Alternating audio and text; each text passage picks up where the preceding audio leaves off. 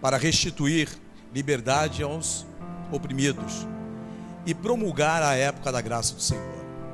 Então, com esse texto aqui, eu passo a entender que todos nós temos um chamado, mas precisamos saber qual é o nosso verdadeiro chamado, e por isso nós precisamos compreender a restaurar o governo teocrático. Bom, sabe, repita comigo: governo teocrático.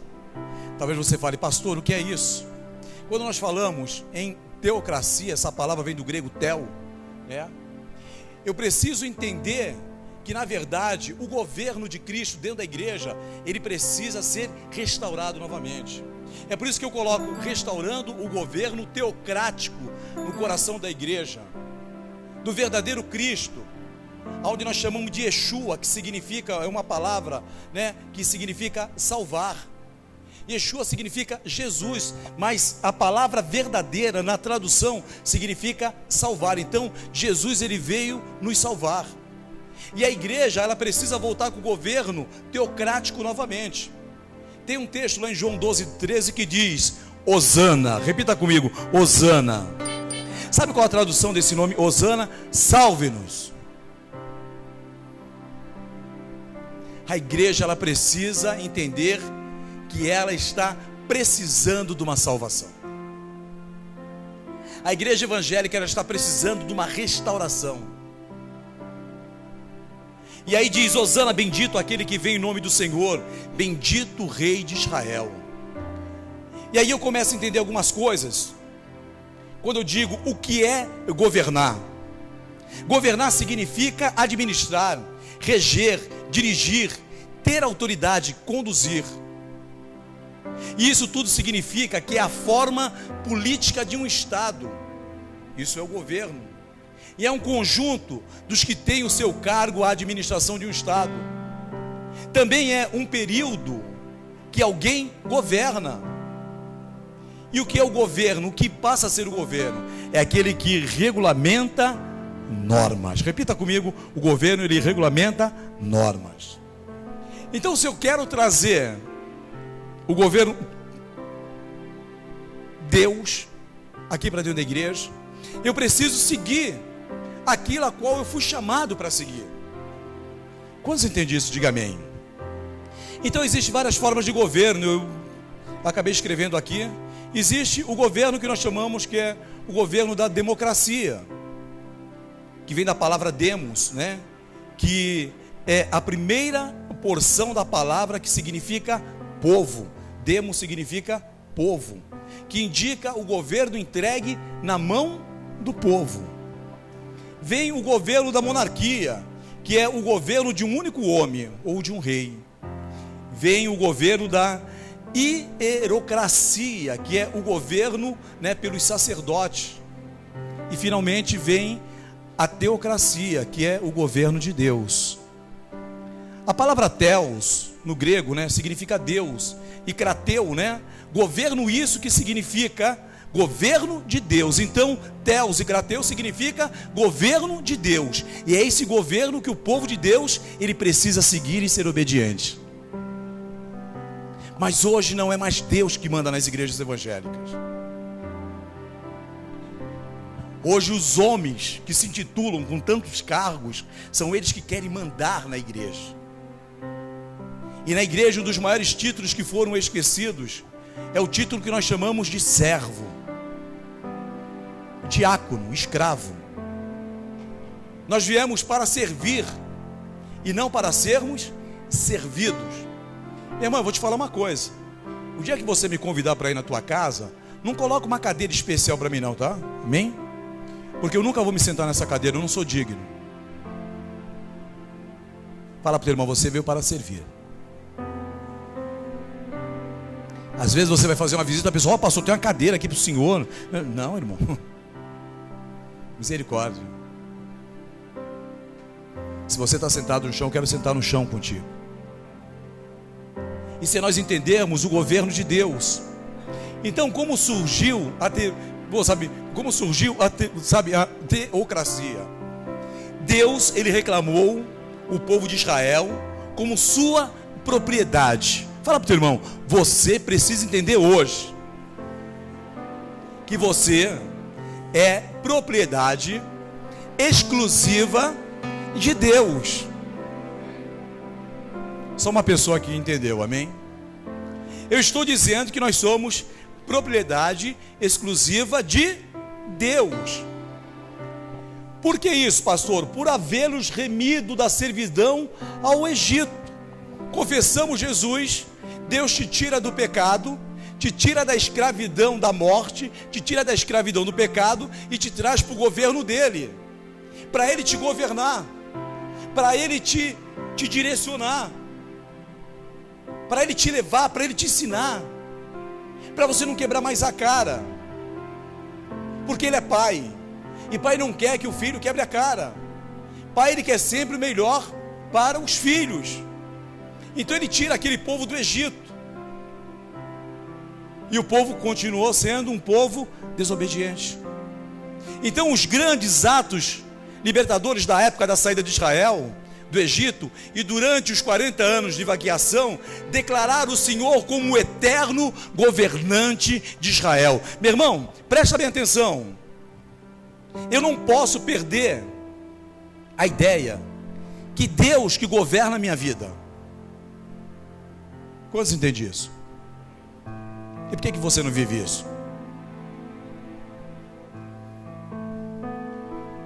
Deus, ele tem que governar a minha vida. Na Peniel nós temos o hábito de falar que o crente da Peniel, ele não tem mais o livre-arbítrio. Porque quando eu tenho o livre-arbítrio, eu faço a minha vontade. E quando eu dou o meu arbítrio a Deus, eu faço a vontade dele. E eu não faço mais a minha vontade. O crente que fala, eu tenho o livre-arbítrio, ele é dono do seu nariz. Eu fiz se você tem, me perdoa, tá? Uma vez eu fiz um estudo, eu sempre gostei de batalha espiritual, já fui chamado até de caçador de demônios. A mulher, quando coloca aquele bendito piercing aqui, significa que ela é autoritária, ela empina o nariz e ela não quer receber ordem de ninguém.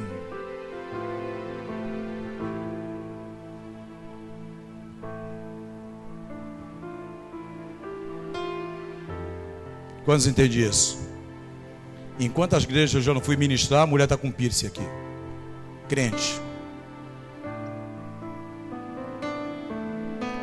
Então são coisas, irmãos, que na igreja a gente tem e precisamos voltar a entender.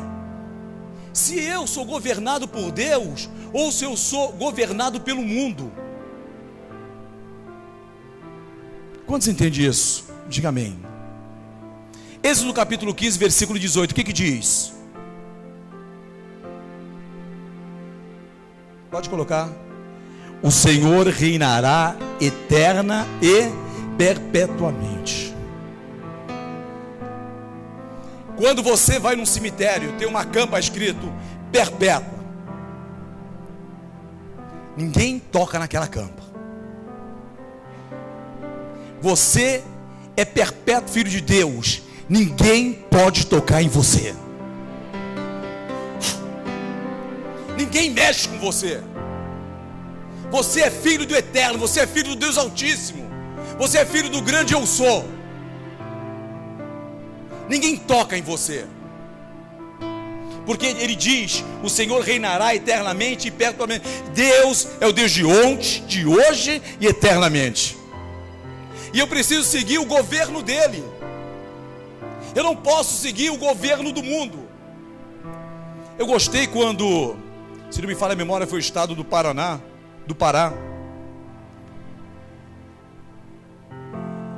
E teve um deputado que falou assim: em nome da minha família, em nome dos meus netos, em nome do Deus que eu sirvo, eu voto a favor do impeachment. Porque a nossa Bíblia diz que o Deus de paz esmagará a Satanás.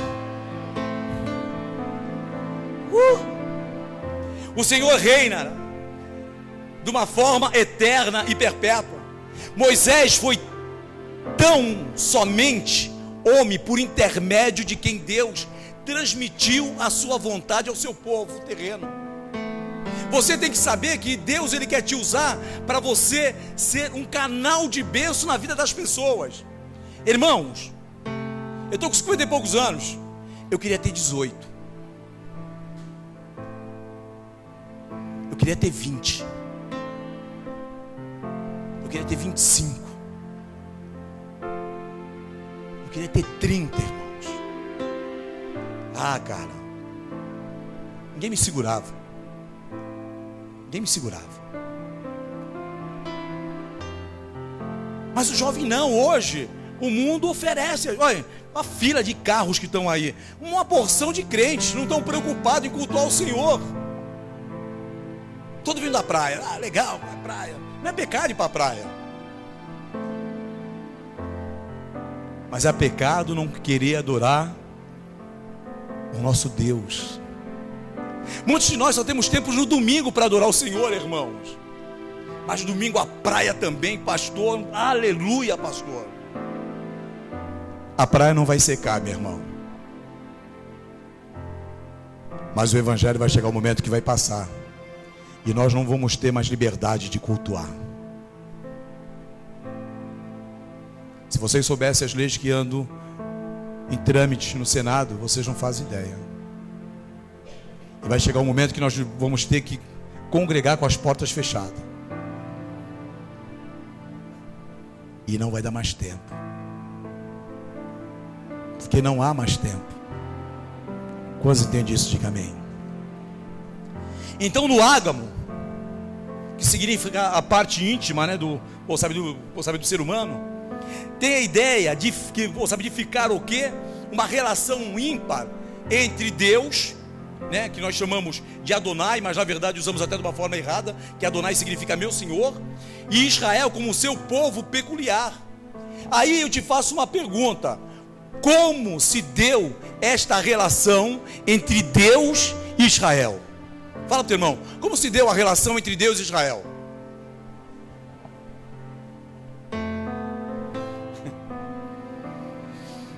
Quantos são casados aqui? Casado, levanta a mão, por favor, em nome de Jesus. Pode abaixar. Quando você casa, geralmente você se preocupa com aliança. E por que você se preocupa com aliança? Porque você sabe que quando você coloca uma aliança no teu dedo, na tua mão esquerda, você cria um pacto com aquela pessoa. Você assume uma responsabilidade com aquela pessoa. Se você não usa aliança, por favor, compra. Nem se for uma de prata, uma de doce da caixinha da sorte. Não sei se existe ainda, tá? Compra, dá teus pulos, meu irmão. Ah, pastor, eu não gosto de eu não posso usar aliança porque eu trabalho com corte e eu corto meu dedo.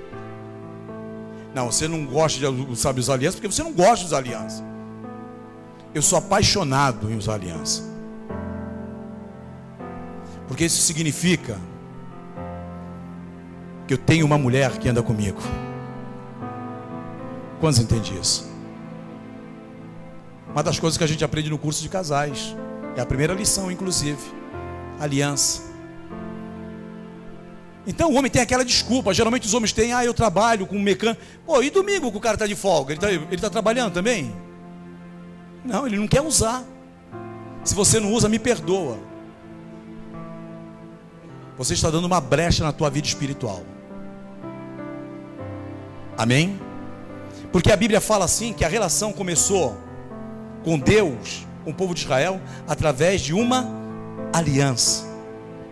E essa relação veio, né, para vincular o povo de Israel, para aproximar, que foi uma relação o quê? Constituída, que vinculou o povo ao nosso Deus, ao meu Senhor.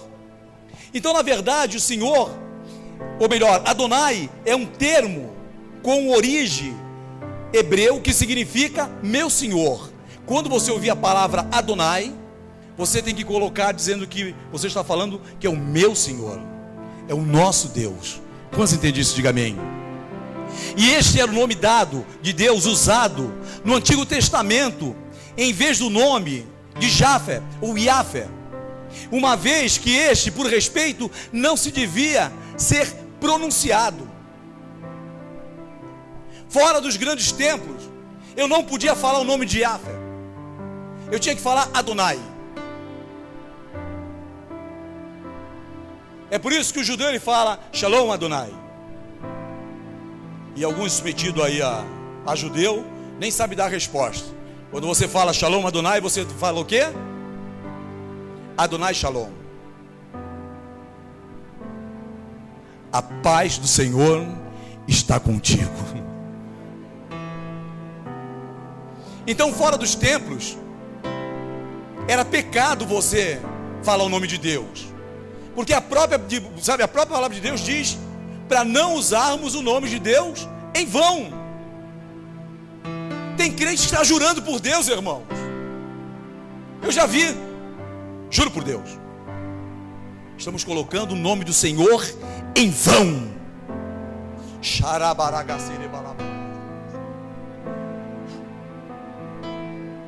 Não colocamos o nome de Deus em vão. Eles entendiam isso, e eles só usavam o nome de Yahvé, de Deus, dentro dos templos, e não era de qualquer maneira. Fora do templo, Adonai. Quantos entendem isso? Diga amém.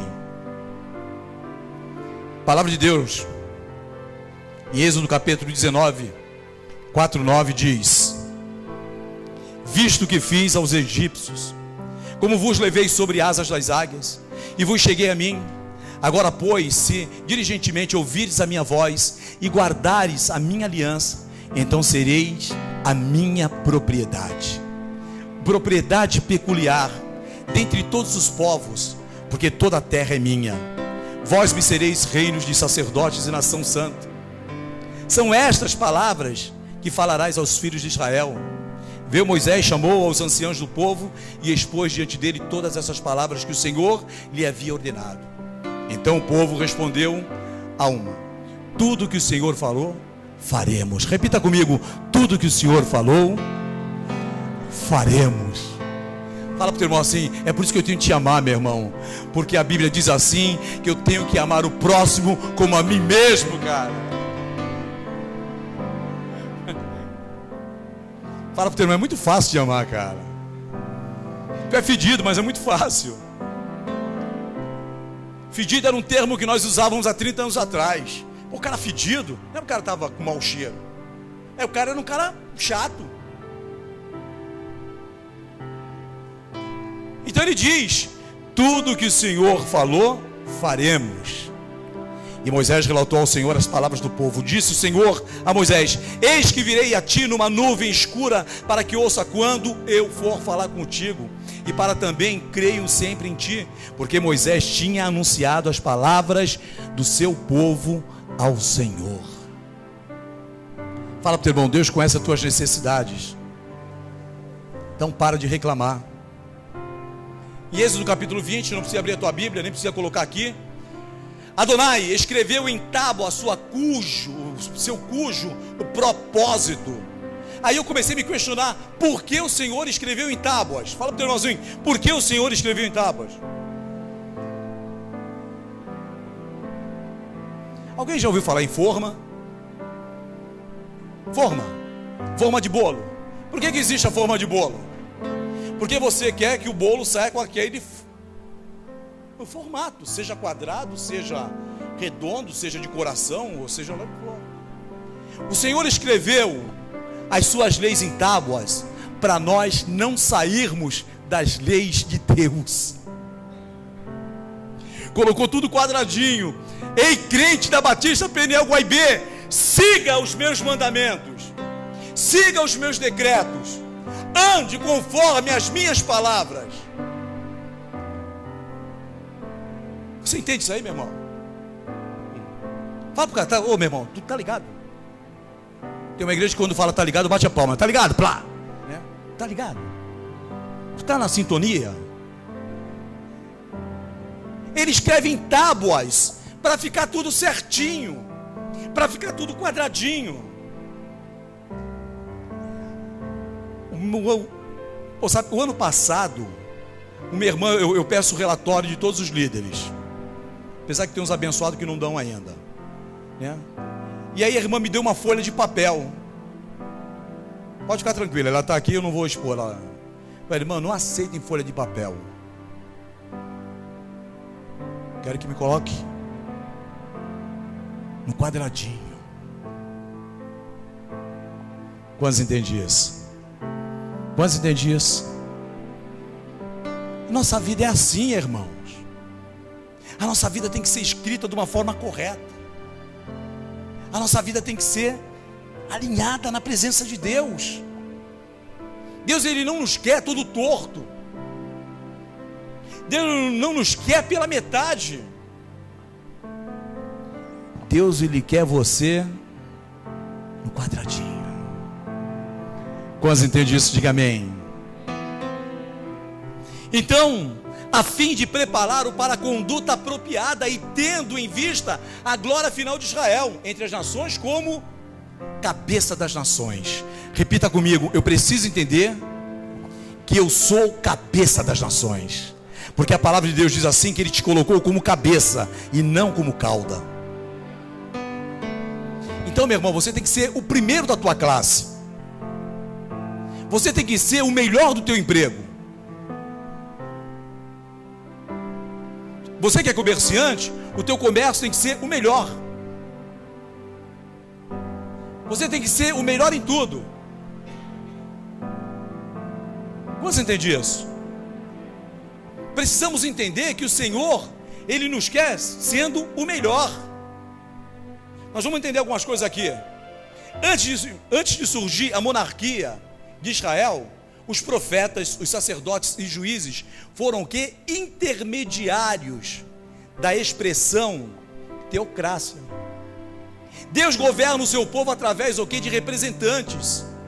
Assim, no período de juízes, na guerra de Israel contra Cícera, a profetisa Débora, o juiz Baraque, eles fizeram o quê?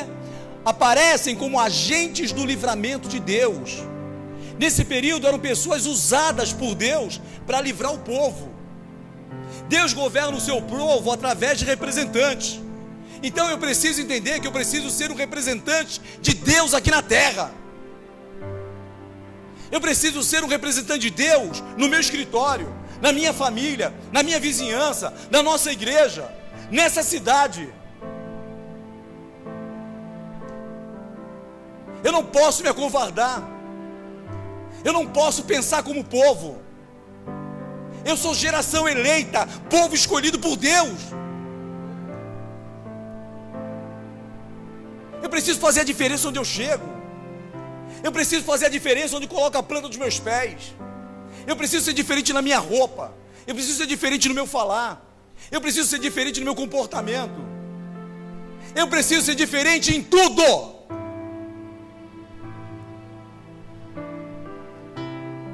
Meu irmão, é tempo de mudança, é tempo de transformação. Porque nós estamos vivendo um novo período dentro da igreja. E o nosso governo chamado Deus, ele está extinto praticamente das igrejas.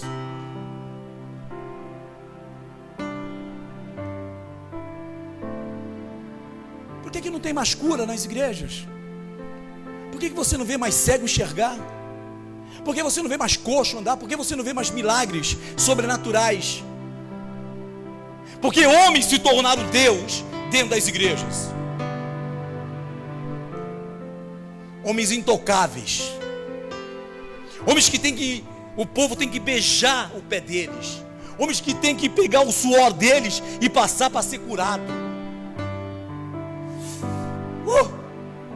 Meu Deus vive. E Ele está dentro dessa igreja, em nome de Jesus. Eu não posso aceitar essas coisas, irmãos. Os sacerdotes e levitas também eram usados por Deus. Apareciam com frequência como os mensageiros da vontade de Deus. Está lá em Juízes 20, 28. Depois do surgimento da teocracia, institucionaliza. Veio a monarquia de Israel, e a teocracia passou a se manifestar de forma muito menos direta. Quando nós passamos cargos a líderes, nós esquecemos de Deus. Quando nós focamos as grandes placas de igreja, nós esquecemos de Deus. Nós lembramos em tudo, menos em Deus. A teocracia passou a se manifestar de uma forma menos direta, e o governo de Israel passou a assemelhar-se mais ao governo das nações gentílicas. Em 1 Samuel capítulo 8, versículo 5, na parte B até o 7 diz: constitui-nos agora um rei sobre nós, para que nos governe, como tem todas as nações. Porém esta palavra não agradou a Samuel quando disseram: dai-nos um rei para que nos governe. Então Samuel orou ao Senhor, e o Senhor lhe disse: ouve a voz do povo em tudo que dizem, pois não rejeitaram a ti, mas a mim, para que eu não reine sobre eles. Eu te faço uma pergunta nessa noite: você está preocupado com o quê? Aonde você está depositando as tuas preocupações? A Bíblia diz que uns confiam em carros, outros em... mas nós confiamos no Senhor. Nós confiamos no Senhor. Porém o povo não entendeu a voz de Samuel. Estabeleceram ali seus próprios reis, sua própria vontade, tornando-se igual às outras nações, achando assim que estavam satisfazendo o interesse de toda a coletividade. Meu irmão, a vontade do povo não é a tua vontade, e a tua vontade não é a vontade do povo. Sabe qual é o meu sonho para essa igreja? Alguns sabem. São projetos que eu tenho vontade de montar. Essas salas aqui, vocês pensam que eu me preocupo em ter criança nessas salas, irmãos? Para mim, criança tem que estar no culto, assistindo o culto. Aqui é a gente colocar, sabe, exames da mama, sabe, dentista. Os meus sonhos, o meu sonho é esse, irmão. São sonhos que eu tenho, porque isso é igreja. Montar cursos que te levam ao mercado. O mercado hoje ele está globalizado.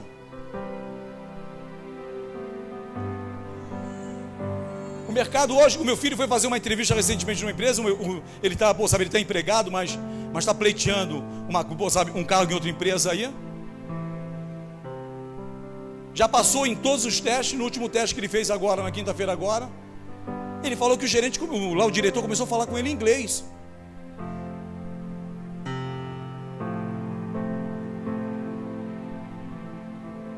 Pastor, mas eu estou no Brasil. Não interessa, meu irmão. Até o evangelho está globalizado. Acabou de você ser francês. Tu tá aí, fico aí, tu tem. Acabou, meu irmão. Nós vai. Isso é coisa de corintiano, pô. Nós vai. Eu ouço essas coisas, meu irmão, enfia uma faca no meu coração. Oh, aleluia. Estava falando hoje com o Gilberto Ferraz. Eu estudei na cartilha Caminho Suave, irmãos. A faca do Fábio é boa, fafefi fofu. Não esqueço, nunca mais esqueci. A de abelha, C de cachorro, B de bola, D de dado. Entendi. Agora tu fala com uma criança, meu irmão, aquela cara de lerdo, que inventaram um óculos agora que é maior que a cabeça, o cara parece aquele piu-piu, aquele filho lá daquele galo lá, depois da televisão.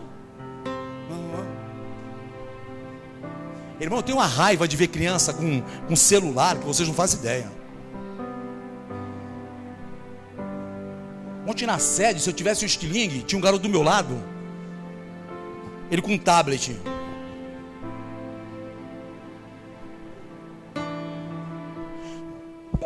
Quebrava a tela.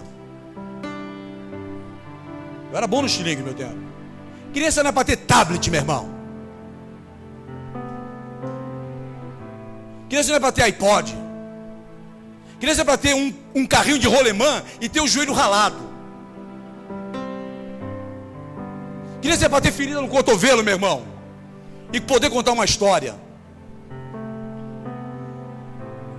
Eu tenho a bronca quando tem pai que chega perto de mim: pastor, meu filho é um gênio, 4 anos de idade, mexe no computador, que é uma beleza.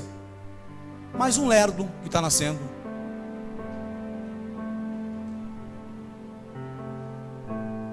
Eu tive um amigo de infância chamado Agostinho. O castigo daquele cara era decorar o dicionário. Não sei com que ideia a mãe dele tinha, na cabeça. Hoje eu vi o Agostinho. Esses dias eu vi o Agostinho. Eu vou descrever a pessoa, você já vai narrar como está a mente daquele cara. Camisa de manga comprida branca, calça de tergal aqui, ele andando pelas ruas assim, ó. Porque quando a gente ia jogar bola, a mãe dele deixava ele de castigo, ele tinha que estudar. Mas estudar não de uma forma normal, estudar de uma forma anormal. O que você está fazendo com o teu filho, você está levando ele para uma anormalidade. Falei algumas vezes aqui na igreja, deixei de falar, vou voltar a falar de novo. Por que hoje a criança é tão imperativa? Porque os pais não sabem dar mais educação para os filhos.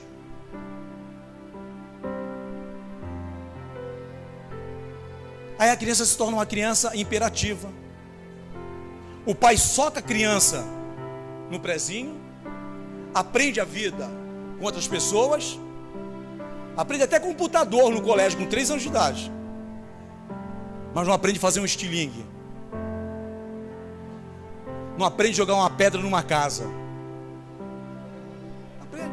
Isso era bom, cara, de Deus isso aí, irmãos. Chegava em casa, tomava um sarrafo, tu sabia o que era certo e o que era errado. Hoje eu ministrei aqui de manhã.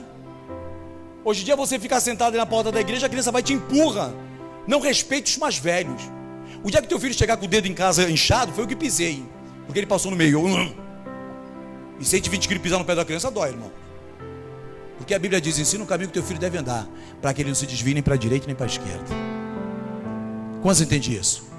Aí a criança é imperativa, soca a criança de besteira. Aí o moleque não queima energia, aí fica na igreja assim, ó.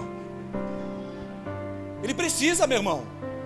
Pega teu filho, acorda ele 7 horas da manhã, pega uma bicicleta, amarra uma corda nele e sai andando na praia com de bicicleta, ele é atrás de ti, ó. Vai e volta, para a enseada todinha. Meu irmão, 2 horas da tarde teu filho está uma benção, cara. Ele está dormindo, queimou energia. Queimou energia. Amém? Amém? Então ensina o caminho que teu filho deve andar, por favor, em nome de Jesus, para que ele venha entender o verdadeiro governo de Deus na casa de Deus. Quantos entendem isso em nome de Jesus? Apesar de tudo isso, o Senhor não desistiu dos seus planos. Repita comigo: o Senhor nunca desiste dos seus planos. Aí a partir daí, rei Davi, o rei que passou a ser considerado o símbolo do governo teocrático. Davi foi o símbolo do governo teocrático. Os reis de Israel não eram apenas reis no sentido comum do termo, eles eram ungidos do Senhor, em sentido puramente o quê? Teológico. Os reis da terra se levantam e os príncipes se reúnem contra o Senhor e contra o seu ungido. Está lá no Salmo 2:2. Mas presta atenção: considerado rei, um príncipe do Senhor. Irmãos, quando eu sigo o governo teocrático, eu me torno um príncipe do Senhor. Sabe o que a minha Bíblia diz? Quem não tem Bíblia não vai entender o que eu estou falando. Ele nos chama de embaixadores. Sabe o que é embaixador, irmão?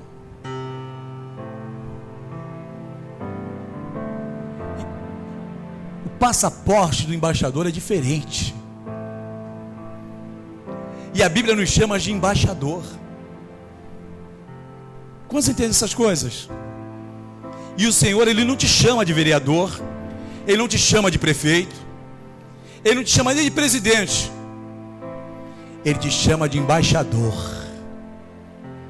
Você é um embaixador de Cristo. Há poder nas tuas palavras. O trono de Davi aparece no centro da teologia bíblica com o seu reconhecimento de Deus como governante oficial. E em sua essência, em sua intenção, o reino é um instrumento de redenção inseparável e vinculado às expectações messiânicas. Agora eu passo a entender e podemos compreender Mateus 21, 11. Não precisa abrir, que fala sobre a entrada triunfal do rei de Israel em Jerusalém. O nosso amado Jesus Cristo, Rei dos Reis, Senhor do Senhor. Ele entendia, ele compreendia teologicamente o que estava escrito nos livros dos profetas, que falava sobre ele. É por isso que ele não entra de cavalo branco, irmãos. É por isso que ele não entra de limousine. É por isso que ele não tem um anel de ouro cravado nos seus dedos. É por isso que ele entra de uma forma humilde, montado numa jumenta.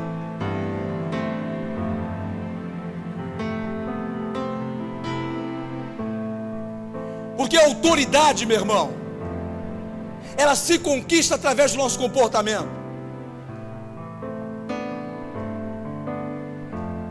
E não através de indulgências. Não através de títulos.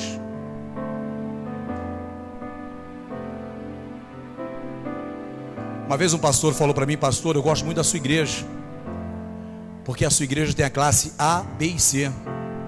E o senhor, de uma forma tão sábia, o senhor coloca a classe também C, B e A. Porque aqui, irmãos, todos nós somos iguais. Aqui tanto faz o rico, o pobre, o que estudou, o que não estudou, o que é mais inteligente, o que é menos inteligente. Fala comigo, para mim é a mesma pessoa, irmãos. O dia que eu perder isso, eu quero que Deus me tire do púlpito, porque eu não tenho mais capacidade de ser um servo de Deus. Quantos entendem isso? Diga amém.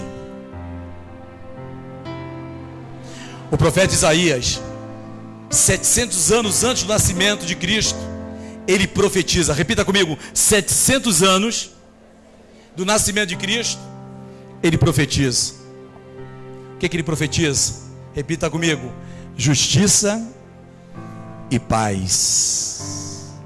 A Bíblia está escrito: porque um menino nos nasceu, um filho se nos deu, o principado está sobre os seus ombros, e o seu nome será maravilhoso, conselheiro, Deus forte, Pai da eternidade, príncipe da paz.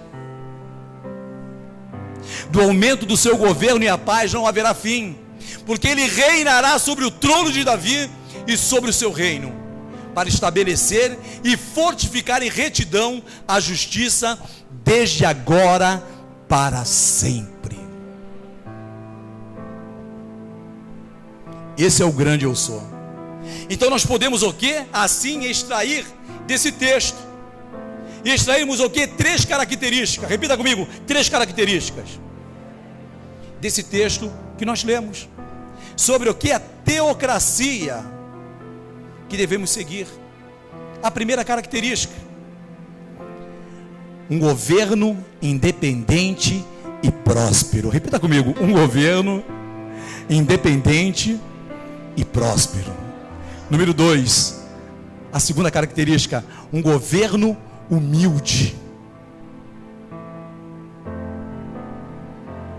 E número 3, um governo mundial, visando o reino dos céus. Isso aqui são essas características que diz isso aqui. E qual a primeira característica do governo independente e próspero? Mateus 12:1. Você pode colocar para mim, irmão? Naquele tempo passou Jesus pelas searas num dia de sábado, e os seus discípulos, sentindo fome, começaram a colher espigas e a comer. Quando aproximaram de Jerusalém, chegaram ali a Betfagé, aos montes das oliveiras, que significa o quê? Figo. Repita comigo, figo. Figo verde é uma ideia de existentes nas faldas do Monte da Oliveira, que temos como, na verdade, como símbolo a figueira.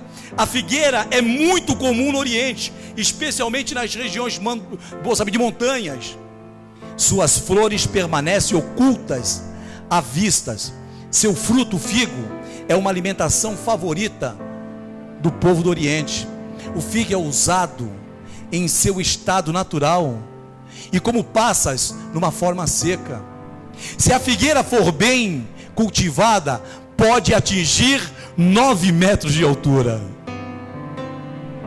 Se você for bem cultivado, você será uma figueira, irmãos, uma árvore forte, porque o seu crescimento é muito rápido.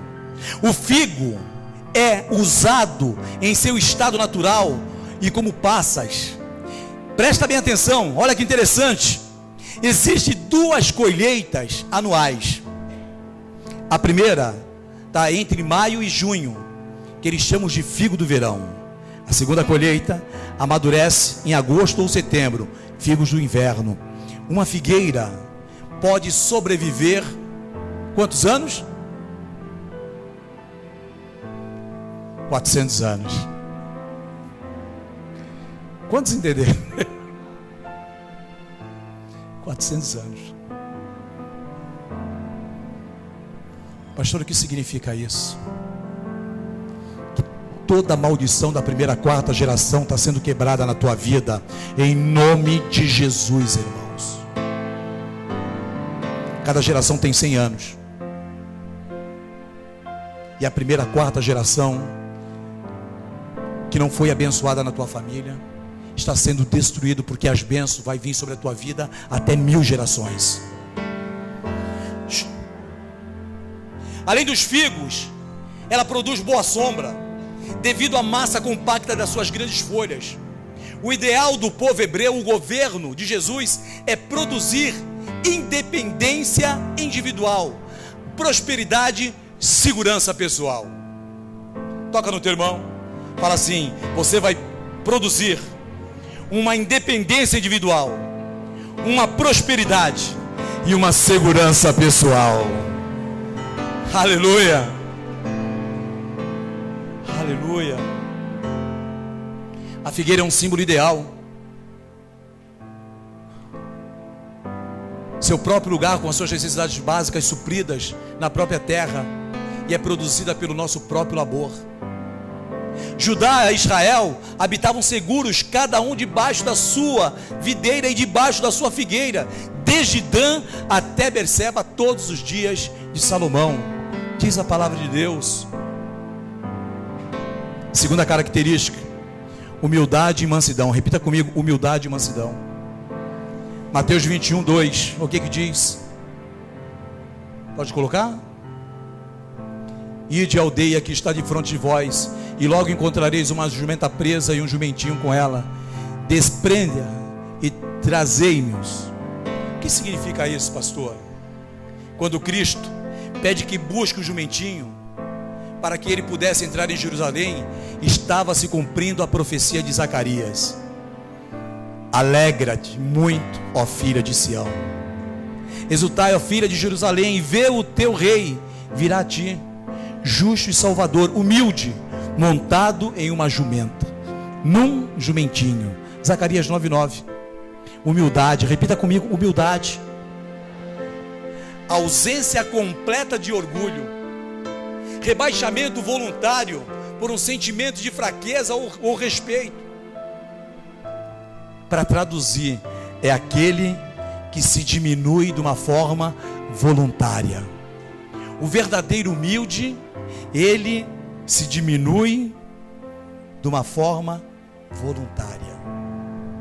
O primeiro rei, de toda a condição de orgulho, a fim de deixar a marca do seu governo, humildade, tomou atitude modesta e disse: tomai sobre vós o meu jugo, e aprendei de mim, porque sou manso e humilde de coração, e encontrarei descanso para as vossas almas. Esse é o verdadeiro governo teocrático dentro da igreja evangélica. Número 3, governo mundial. Jesus Cristo entra em Sião como Messias, um ungido, exercendo muito mais domínio do que Davi e Salomão, porque o seu reino, o seu governo será às extremidades da terra. O governo de Deus, ele não limita num estado, ele não limita num país, ele não limita numa cidade. O governo de Deus é em todo o universo. Esse é o verdadeiro ID que a igreja precisa entender, compreender, viver.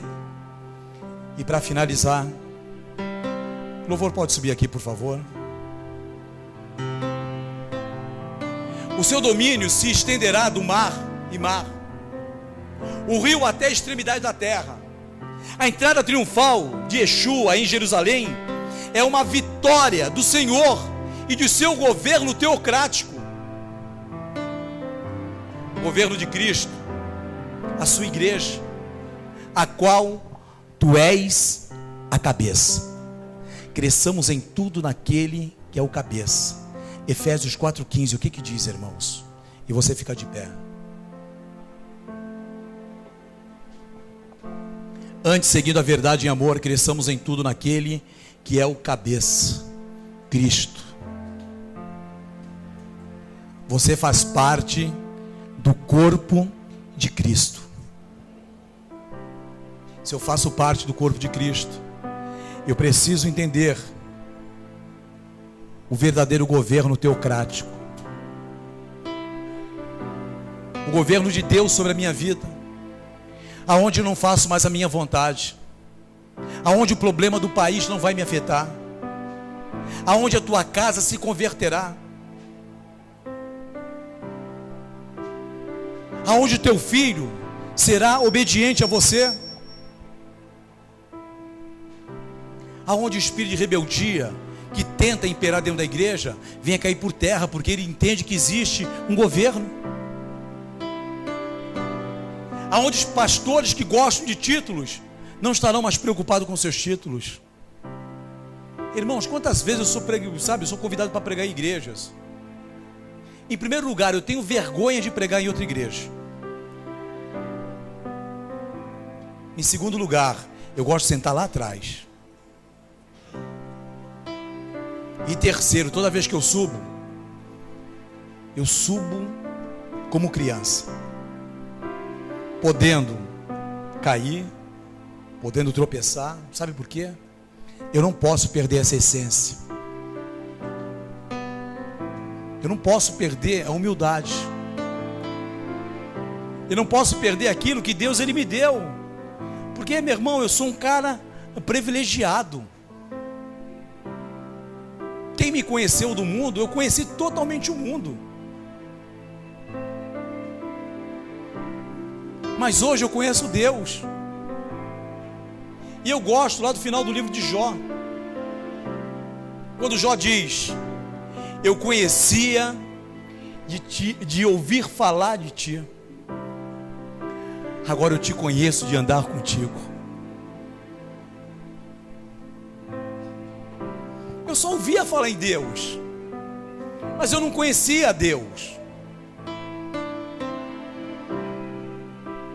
Quando você começa a conhecer Deus e ser obediente a Deus, a tua vida muda, a tua história muda, a tua família muda, meu comportamento muda. Irmãos, eu era um cara ignorante no termo de ignorar a verdade. Uma pessoa bruta, uma pessoa prepotente, uma pessoa soberba, uma pessoa que achava que com os meus conhecimentos eu ia chegar em lugares longe. E aí, quando eu comecei a buscar intimidade com Deus, eu vi que eu precisava diminuir para que Ele viesse a crescer. No começo da minha conversão, irmãos, cansei de ver filas serem feitas para que eu impusesse as mãos, e ali o meu eu falava muito mais alto.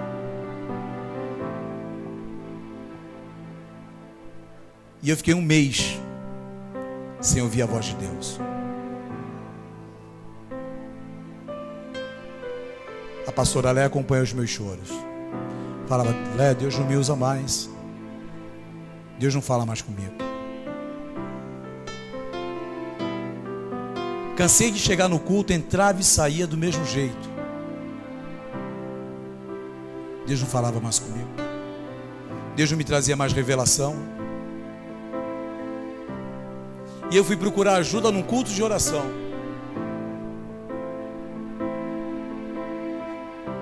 Cheguei lá, sendo os menores. Quando você chega sendo menor na frente de Deus, Ele te exalta. E eu cheguei naquele culto. Era uma casa do meu irmão, bombando de pessoas. E tinha um irmão muito usado ali por Deus, da Assembleia de Deus, que revelava o oculto e o profundo, irmãos. E eu falei: esse cara vai ter que falar comigo. Esse cara vai ter que falar comigo. Irmãos, acho que ele falou até com a cadeira, menos comigo. E ali aquilo para mim,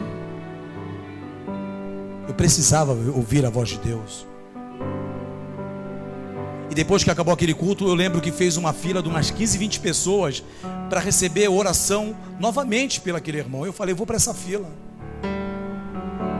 Irmãos, foi algo tão automático que eu estava na fila, de repente a fila por algum motivo mudou e eu fiquei do lado desse irmão. E ele orava por todo mundo e não orava por mim. Dá vontade de pegar a mão dele e falar: cara, ora por mim, meu irmão. E uma missionária chamada Solange, da Assembleia de Deus, ela estava nesse culto. Quando ela me viu, ela falou assim: aqui está o pastor Mesquita, o homem que cura almas, o homem que restaura vidas através do poder de Deus na vida dele. Eu falei: não, irmã, eu estou precisando de oração.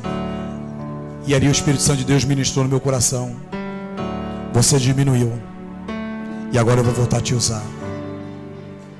E Deus, Ele falou assim para mim, de uma forma muito nítida: sempre esteja sendo menor, para eu te colocar no meio dos maiores. Eu falei: Senhor, eu preciso receber uma oração. E pela segunda vez o Espírito Santo de Deus ministrou no meu coração: quem ora por você sou eu, quem intercede por você sou eu. E automaticamente, irmãos, aquela fila saiu daquele pastor e veio para a minha direção. O que eu quero falar com tudo isso? Se eu não entendo que eu tenho um Deus que governa a minha vida, sabe onde eu estava agora? Eu tinha enterrado o ministério que Deus me deu.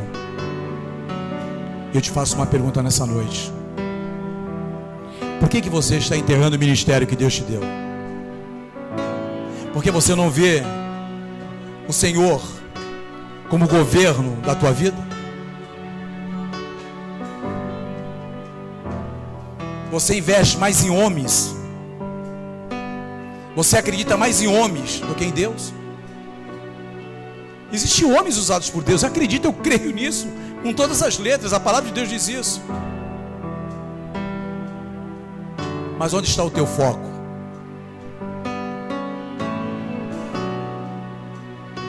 Aonde está a tua linha de raciocínio?